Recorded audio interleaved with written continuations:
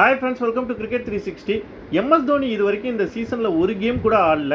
Season start ஆகிற கொஞ்ச நாளைக்கு முன்னாடி சொல்லியிருந்தாங்க அவருக்கு ஒரு இன்ஜுரி, அதனால் ஏப்ரல் லாஸ்ட் வீக் வரைக்கும் அவரால் விளையாட முடியாதுன்னு.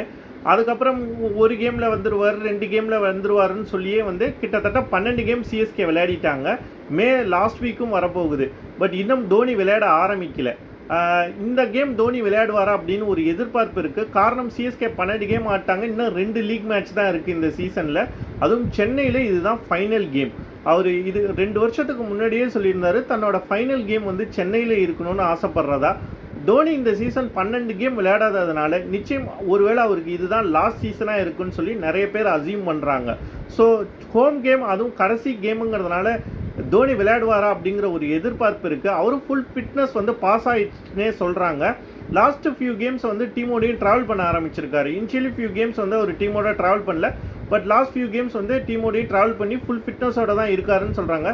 சென்னையில் இது லாஸ்ட் கேம் அப்படிங்கிறதுனால, இந்த சீசனோட லாஸ்ட் கேமுங்கிறதுனால அவர் விளையாடுறதுக்கு நிறைய வாய்ப்புகள் இருக்குதுன்னு சொல்லப்படுது. ஒருவேளை அவர் விளையாடலைன்னா அப்போ நெக்ஸ்ட் சீசன் அவர் விளையாடுறதுக்கும் ஒரு சான்ஸ் இருக்கிறதா சொல்லப்படுது. அப்போ இந்த கேம் விளையாண்டா நெக்ஸ்ட் சீசன் விளையாட மாட்டாரா அப்படின்னு கேட்டால் நிச்சயம் அது ஆடுறதுக்கான பாசிபிலிட்டிஸ் கொஞ்சம் கம்மின்னு தான் சொல்லப்படுது.